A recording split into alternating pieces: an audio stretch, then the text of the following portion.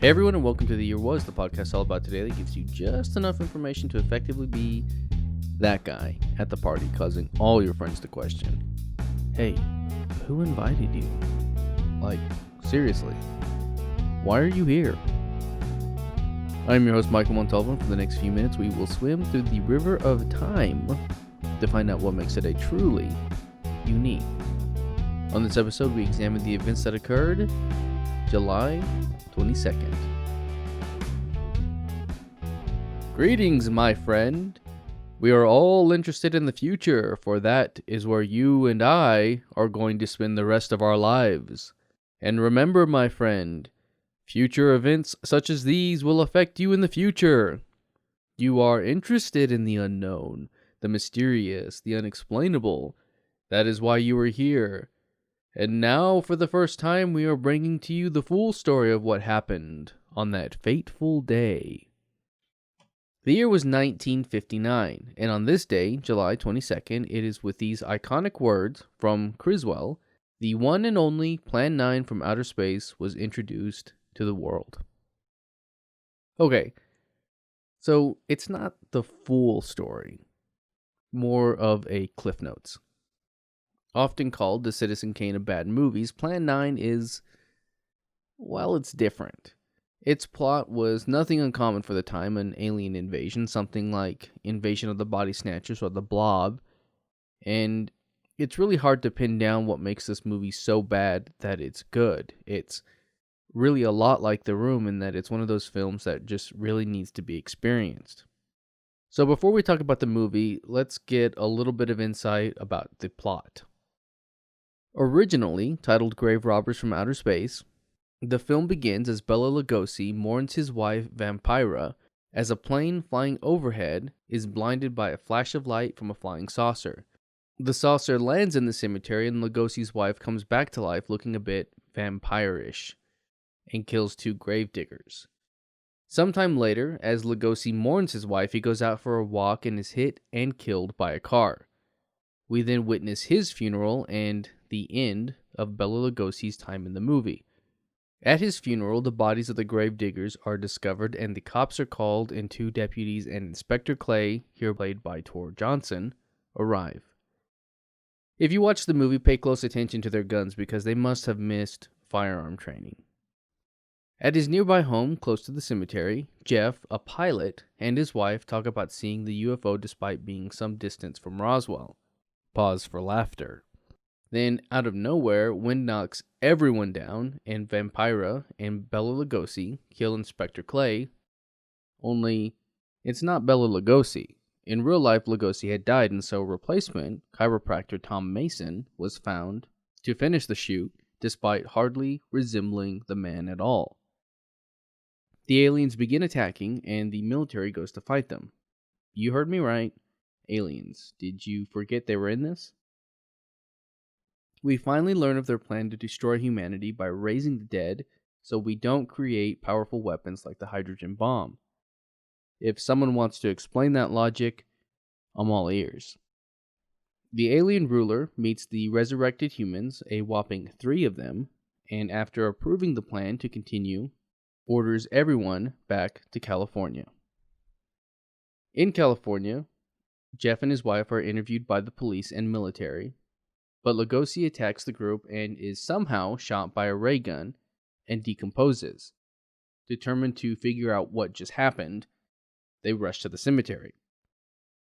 They see the flying saucer in the distance and Jeff, Colonel Edwards, and Lieutenant Harper all go to fight the alien menace. They are let into the spacecraft with weapons for some reason, and then the alien leader begins to complain about how humans are close to discovering solaronite, which, when harnessed, can cause the sunlight molecules to explode, which in turn could destroy the whole universe, obviously. So since we can't have that, the only course of action is to destroy humanity. Sound logic. Jeff and the alien leader fight, and a fire breaks out on the UFO. The leader is knocked out, and the 3 humans escape, but at what cost? The flying saucer takes off and explodes in the air. Vampira and Clay turn to dust, as if snapped by Thanos, and everyone lives happily ever after. So with a story like that, how did this get made? It was the fourth feature film by director Edward D. Wood Jr., who will get his own episode in time. Plan 9 was funded, in part, by J. Edward Reynolds, who was a devout Southern Baptist. And it was actually Reynolds who necessitated the changing of the title from Grave Robbers to Plan 9, as he found it offensive. What's interesting, really, is that famously Bela Lugosi died during its production, actually before the film was really even conceived. Before his death in 1956, he and Ed Wood shot some footage, and when the time came to make the film, the script was written around it. And what a script it was. It was apparently so bad that upon reading it and seeing what lines the role would require her to say, Vampira, known in real life as Maila Nurmi, asked to perform the role mute because she thought the dialogue was just terrible. And it didn't stop at dialogue. Acting was flat. The makeup scars moved around. Tombstones meant to be made of stone wobbled and fell like the styrofoam and cardboard they were, and the backdrop can clearly be seen to be fabric on more than one occasion. Time jumps, sometimes in scenes where it is day and then it's night and then back to day. Flying saucers were nothing more than toys, and the mishandling of weapons was apparently done to see if the director would notice, which he obviously did not. But the thing about all of that is that it comes together perfectly and really adds to the charm of the whole film.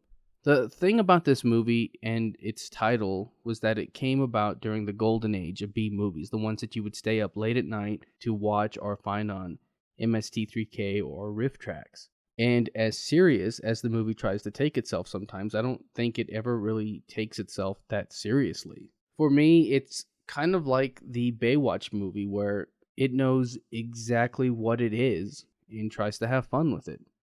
And that's not to say that they didn't take the making of the movie seriously. It would never have been made if that were the case. It just appears to be more of a case of a group of friends having fun making a film. And there's really nothing wrong with that. And perhaps that's why the legacy of it lives on. There have been remakes, re-releases, documentaries, and of course the film Ed Wood by Tim Burton, which does its part to chronicle the life of the director and the making of this film. So what do you think about it? Have you seen the movie or any of the films that happened as a result of it? I'm curious about your thoughts. Let me know down below. Oh, and yes, I do know that it was previewed on March 15th, 1957, but the film was not released officially until 1959. That's going to do it for us today. If you like this podcast and want to hear more, give us a rate and a review. That helps me out and helps steer this in a direction that is hopefully good for all. If you're watching this on YouTube, you can find the audio version on your podcast app of choice. You can find me on social media and at YouTube at the Apple Cider Club. And as always, I want to thank the Tim Kreitz Band for our musical theme. And thank you for listening. We'll see you next time.